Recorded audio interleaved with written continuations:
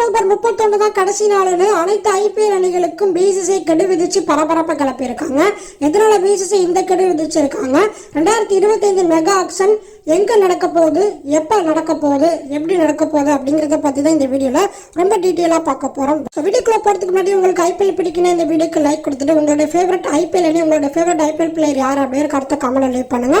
வாங்க வீடியோக்குள்ள போகலாம். 2025 மெகா ஆக்ஷனுக்கு முன்பு பிசிசிஐ நேற்று 7 விதிகள் கொண்ட புதிய அப்டேட்டை வெளியிட்டாங்க.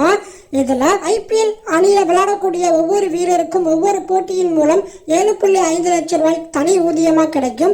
ஒரு வீரர் 14 போட்டிகளே விளையாண்டா அவருக்கு 1,50 லட்சம் ரூபாய் ஊதியமா கிடைக்கும் அப்படிங்கிற மாதிரி புதிய விதியை அறிவிச்சாங்க. மேலும் ஐபிஎல் ஆக்ஷன்ல வெளிநாட்டு வீரர்கள் கலந்துக்கிட்டு அந்த தொடர்ல விளையாடாம போனா அடுத்த 2 ஆக்ஷன்ல அவர் பங்கேற்க மாட்டார், 2 வருடம் அவருக்கு தடை விதிக்கப்படும் அப்படிங்கிற மாதிரியும் சொன்னாங்க.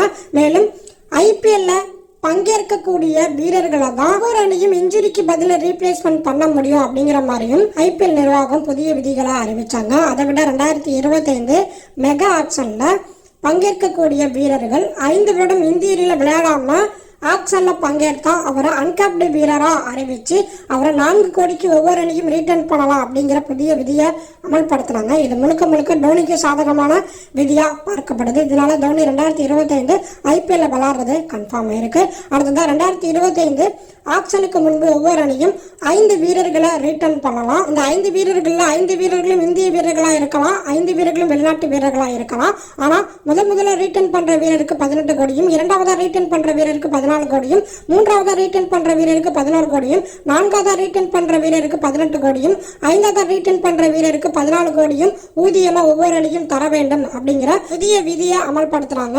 மேலும் ஒவ்வொரு அணியும் ஆக்ஷனுக்கு முன்பு 6 வீரர்களை ரிட்டர்ன் பண்ணலாம். 6 வீரர்களை ரிட்டர்ன் பண்ணாம ஆக்ஷன்ல போய் 6 வீரர்களையும் ஆர்டிஎம் கார்டு மூலம் எடுக்கலாம் அப்படிங்கிற விதியையும் அமல்படுத்துறாங்க. மேலும் ஆக்ஷனுக்கு முன்பு ஒவ்வொரு அணியும் 2 அன்காப்டு வீரரையும் எடுக்கலாம். அதுல ஒரு அன்காப்டு வீரரை 4 கோடிக்கு ரிட்டர்ன் பண்ணலாம் அப்படிங்கிற விதிகளை பிசிசிஐ அமல்படுத்துறாங்க. இந்த நிலையில பிசிசிஐ ஒவ்வொரு அணிக்கும் ஒரு புதிய கெடு விதிச்சிருக்காங்க. அதாவது மெகா ஏலத்துக்கு முன்பு ஒவ்வொரு அணியும் ரீட்டர்ன் செய்யப்பட்ட வீரர்களுடைய பட்டியலை அக்டோபர் 31ஆம் தேதி மாலை 5 மணிக்குள்ள வெளியிட வேண்டும் பிசிசிஐ கெடு விதிச்சிருக்காங்க. விதிகளை அமல்படுத்தி 1 மாதத்துக்குள்ள ரீட்டர்ன் செய்த வீரர்களுடைய பட்டியலை வெளியிட வேண்டும் பிசிசிஐ கெடு விதிச்சிருக்காங்க. இதனால அனைத்து ஐபிஎல் அணிகளும் தற்போது யாரை ரீட்டர்ன் பண்ணலாம், யாரை ஆர்டிஎம் கார்டுல போய் எடுக்கலாம் அப்படிங்கிற விவாதத்துல ஐபிஎல் அணிகள் ஈடுபட்டு இருக்காங்க. எதனால பிசிசிஐ இதற்கு இவ்வளவு அவசரப்படுறாங்கன்னு பார்த்தா, ஐபிஎல் மெகா ஏலத்தை நவம்பர் முதல் வாரத்துல நடத்துற ஐடியால பிசிசிஐ இருக்காங்களாம். இதனால 2025 மெகா ஆக்ஷன் நவம்பர் 18 அப்படின்னா நவம்பர் 20ஆம் தேதி லண்டன்ல 2025 மெகா ஆக்ஷனை நடத்த பிசிசிஐ ஐபிஎல் நிர்வாகம் திட்டம் போட்டிருக்காங்க.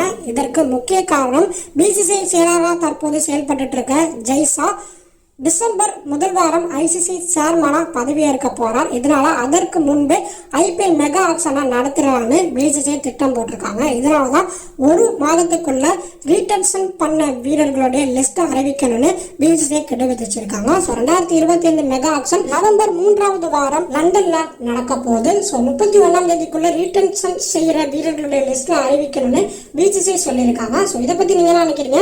உங்களுடைய ஃபேவரட் அணி யாரை ரீட்டர்ன் பண்ணணும், யாரை ஆர்டிஎம் கார்டு மூலம் எடுக்கணும், யார் ஆக்ஷன்ல வாங்கணும் அப்படின்னு கருத்தை கமெண்ட்ல லீவ் பண்ணுங்க. தேங்க்யூ ஃபார் வாட்சிங்.